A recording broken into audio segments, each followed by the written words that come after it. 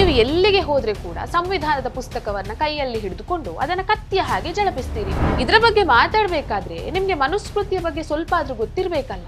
ನೀವು ಮನುಸ್ಮೃತಿಯನ್ನ ಕೈಯಲ್ಲಿ ಹಿಡ್ಕೊಂಡು ಜಳಪಿಸಿದ್ರಲ್ವಾ, ಈ ಶರಿಯಾ ಕಾನೂನನ್ನ ಕೈಯಲ್ಲಿ ಹಿಡ್ಕೊಂಡು ಅದನ್ನ ನೀವು ಜಳಪಿಸಿದ್ರ, ಅದ್ರ ಬಗ್ಗೆ ನೀವು ಮಾತಾಡುದಿಲ್ಲ. ಯಾಕಾಗಿ ಅದ್ರ ಬಗ್ಗೆ ನೀವು ಮಾತಾಡುದಿಲ್ಲ? ಆದ್ರೆ ಈ ಶರಿಯಾ ಕಾನೂನು ಇದೆಲ್ಲ, ಅದು ಹಾಗಲ್ಲ. ಇದು ಕಟ್ಟುನಿಟ್ಟಿನ ಕರ್ಮಟ ಕಾನೂನು. ಆದ್ರೆ ಇದು ಸೆಕ್ಯುಲರ್ ಕಂಟ್ರಿ. ನಮ್ಮ ದೇಶದಲ್ಲಿ ಇಂಥದ್ದೆಲ್ಲ ಕಾನೂನು ಬೇಕಾ? ಮಾತಿರಿಗ್ಲ ಸೊಲ್ಮೇಲು ನಮಸ್ಕಾರ.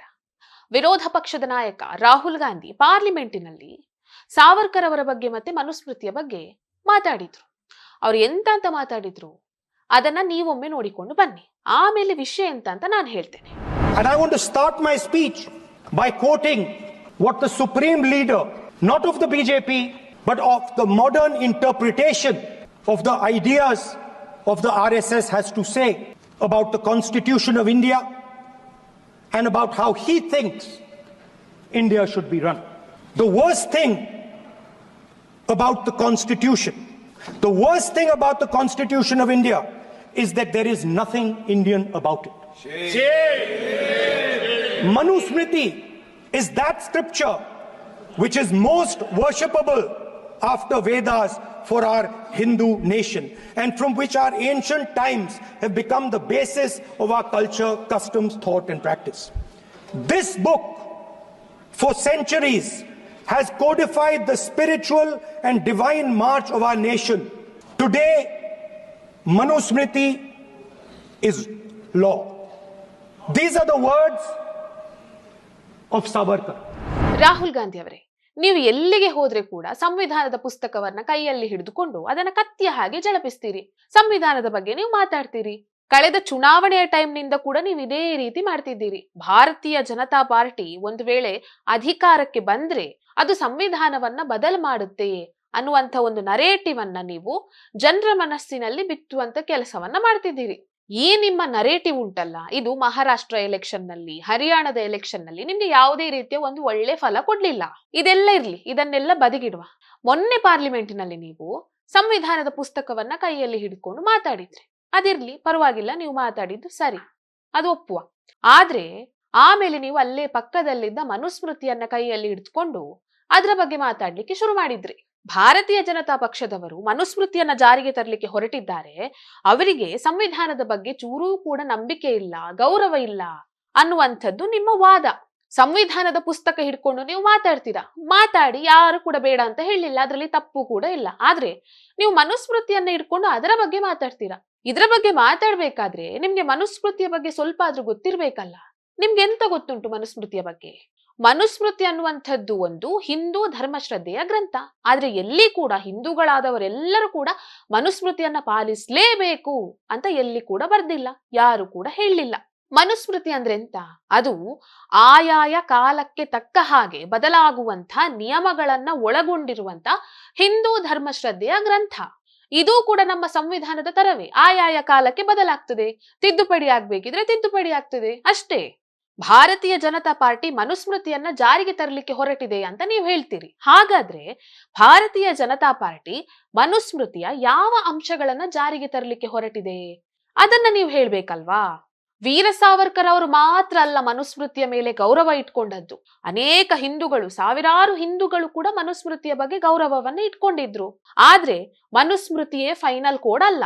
ಈ ಮನುಸ್ಮೃತಿ ತುಂಬಾ ಹಳೆಯ ಸ್ಮೃತಿ. ಇದು ಅನೇಕ ಸ್ಮೃತಿಗಳಲ್ಲಿ ಒಂದು. ಈ ಮನುಸ್ಮೃತಿಯ ನಂತರ ಬೇರೆ ಬೇರೆ ಸ್ಮೃತಿಗಳು ಬಂದು ಈ ಹಿಂದೂ ಸಮಾಜ ಈಗ ಬದಲಾವಣೆ ಆಗ್ತಾ ಬಂದಿದೆ, ವಿಕಾಸ ಆಗ್ತಾ ಬಂದಿದೆ. ಆಯ್ತು, ಇದೆಲ್ಲ ಇರ್ಲಿ, ಬದಿಗಿರ್ಲಿ. ನೀವೆಂತ ಹೇಳಿದ್ರಿ? ಭಾರತೀಯ ಜನತಾ ಪಕ್ಷದವರು ಮನುಸ್ಮೃತಿಯನ್ನ ಜಾರಿಗೆ ಮಾಡ್ಲಿಕ್ಕೆ ಹೊರಟಿದ್ದಾರೆ ಅಂತ ನೀವು ಹೇಳಿದ್ರಿ. ನಾನ್ ಕೂಡ ಹೇಳ್ತೇನೆ, ನೀವು ಶರಿಯಾ ಕಾನೂನನ್ನ ಜಾರಿಗೆ ಮಾಡ್ಲಿಕ್ಕೆ ಹೊರಟಿದ್ದೀರಾ ಅಂತ. ನಾನ್ ಹೀಗೆ ಹೇಳಿದ್ರೆ ನೀವು ಒಪ್ಕೊಳ್ತೀರಾ? ಭಾರತೀಯ ಜನತಾ ಪಕ್ಷದವರು ಮನುಸ್ಮೃತಿಯನ್ನ ಜಾರಿ ಮಾಡ್ಲಿಕ್ಕೆ ಹೊರಟಿದ್ದಾರೆ ಅಂತ ನೀವು ಹೇಳಿದ್ರಲ್ವಾ, ಹಾಗೆ ಹೇಳಲಿಕ್ಕೆ ನಿಮ್ಮ ಹತ್ರ ಕಾರಣ ಉಂಟಾ ಇಲ್ವಾ ಅಂತ ನಂಗೆ ಗೊತ್ತಿಲ್ಲ. ಆದ್ರೆ ನೀವು ಶರಿಯಾ ಕಾನೂನನ್ನ ಜಾರಿಗೆ ಮಾಡ್ಲಿಕ್ಕೆ ಹೊರಟಿದ್ದೀರಾ ಅಂತ ಹೇಳುವುದಕ್ಕೆ ನನ್ನ ಹತ್ರ ಕಾರಣ ಉಂಟು. ಹೇಳ್ತೇನೆ ನಾನು ಕಾರಣ ಎಂತ ಅಂತ ನಿಮ್ಮ ಹತ್ರ ಹೇಳ್ತೇನೆ, ಕೇಳಿ. ಮೊದಲನೇ ಕಾರಣ ಎಂತ ಅಂದ್ರೆ, ನಿಮ್ಮ ತಂದೆಯವರು ಅಂದ್ರೆ ರಾಜೀವ್ ಗಾಂಧಿ ಅವರು ಶಾಬಾನು ಕೇಸ್ನಲ್ಲಿ ನಡೆದುಕೊಂಡಂತಹ ರೀತಿ. ವಿಚ್ಛೇದಿತ ಹೆಣ್ಣು ಮಗಳಿಗೆ ಜೀವನಾಂಶವನ್ನ ಕೊಡಬೇಕು ಅನ್ನುವಂತಹ ಸುಪ್ರೀಂ ಕೋರ್ಟಿನ ತೀರ್ಪನ್ನೇ ಧಿಕ್ಕರಿಸಿ ಸಂಸತ್ತಿನಲ್ಲಿ ಹೊಸ ಮಸೂದೆಯನ್ನೇ ತಂದ್ರು.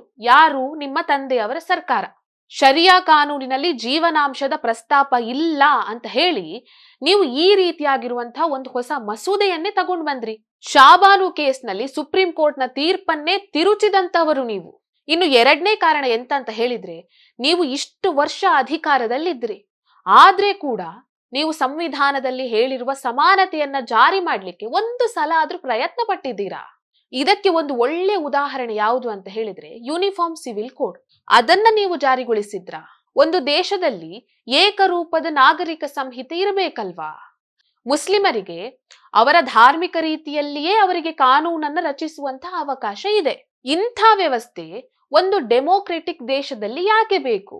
ಒಂದು ಇಸ್ಲಾಮಿಕ್ ದೇಶದಲ್ಲಿ ಬೇಕಾದ್ರೆ ಇಂಥದ್ದನ್ನೆಲ್ಲ ಮಾಡಿಕೊಳ್ಳಿ. ಆದ್ರೆ ಇದು ಸೆಕ್ಯುಲರ್ ಕಂಟ್ರಿ. ನಮ್ಮ ದೇಶದಲ್ಲಿ ಇಂಥದ್ದೆಲ್ಲ ಕಾನೂನು ಬೇಕಾ? ನಮ್ಮ ದೇಶದಲ್ಲಿ ಈ ಶರಿಯಾ ಕಾನೂನಿನ ಪಾಲನೆಯ ವ್ಯವಸ್ಥೆಯನ್ನ ಮಾಡಿಕೊಂಡು ಬಂದಿದ್ದೀರಲ್ಲ, ಇದನ್ನ ನೋಡಿದ್ರೆ ನಂಗೆ ಅನುಮಾನ ಬರ್ತದೆ ನೀವು ಶರಿಯಾ ಕಾನೂನನ್ನ ಜಾರಿಗೊಳಿಸ್ಲಿಕ್ಕೆ ಹೊರಟಿದ್ದೀರಾ ಅಂತ.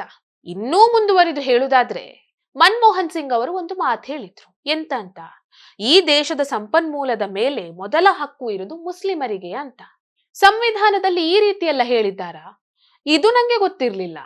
ಈ ಕಾರಣಗಳನ್ನೆಲ್ಲ ಇಟ್ಕೊಂಡು ನೀವು ಶರಿಯಾ ಕಾನೂನನ್ನ ಜಾರಿಗೊಳಿಸ್ಲಿಕ್ಕೆ ಹೊರಟಿದ್ದೀರಾ ಅಂತ ನಾನು ಹೇಳ್ತೇನೆ. ನೀವು ಒಪ್ತೀರಾ ಇದನ್ನ? ಆಯ್ತು, ಇದನ್ನೆಲ್ಲ ಬಿಡಿ, ಇದನ್ನೆಲ್ಲ ಪಕ್ಕದಲ್ಲಿ ಇಡುವ. ನೀವು ಮನುಸ್ಮೃತಿಯನ್ನ ಕೈಯಲ್ಲಿ ಹಿಡ್ಕೊಂಡು ಜಳಪಿಸಿದ್ರಲ್ವಾ, ಹಾಗೆ ನೀವು ಯಾವತ್ತಾದ್ರೂ ಈ ಶರಿಯಾ ಕಾನೂನನ್ನ ಕೈಯಲ್ಲಿ ಹಿಡ್ಕೊಂಡು ಅದನ್ನ ನೀವು ಜಳಪಿಸಿದ್ರ? ಅದ್ರ ಬಗ್ಗೆ ನೀವು ಮಾತಾಡುದಿಲ್ಲ. ಯಾಕಾಗಿ ಅದ್ರ ಬಗ್ಗೆ ನೀವು ಮಾತಾಡುದಿಲ್ಲ? ಈ ಮನುಸ್ಮೃತಿ ಅನ್ನುವಂಥದ್ದು ಕಾಲಾಂತರದಲ್ಲಿ ವಿಕಾಸ ಆಗ್ತಾ ಬಂದಿದೆ. ಆದ್ರೆ ಈ ಶರಿಯಾ ಕಾನೂನು ಇದೆಲ್ಲ, ಅದು ಹಾಗಲ್ಲ. ಇದು ಕಟ್ಟುನಿಟ್ಟಿನ ಕರ್ಮಠ ಕಾನೂನು. ಎಲ್ಲಾ ಮುಸ್ಲಿಮರು ಪಾಲಿಸಲೇಬೇಕು ಅಂತ ಹೇಳುವಂತಹ ಒಂದು ಕಾನೂನು ಈ ಶರಿಯಾ ಕಾನೂನು. ಒಮ್ಮೆ ನೀವು ಸಮೀಕ್ಷೆ ಮಾಡಿ ನೋಡಿ, ಎಷ್ಟು ಹಿಂದೂ ಕುಟುಂಬಗಳು ಈ ಮನುಸ್ಮೃತಿಯನ್ನ ಆಚರಣೆ ಮಾಡ್ತಾ ಇದೆ ಅಂತ. ಆಗ ನಿಮ್ಗೆ ಗೊತ್ತಾಗ್ತದೆ. Please don't use Manusmriti as a weapon in your hand. Don't use constitution as a weapon in your hand.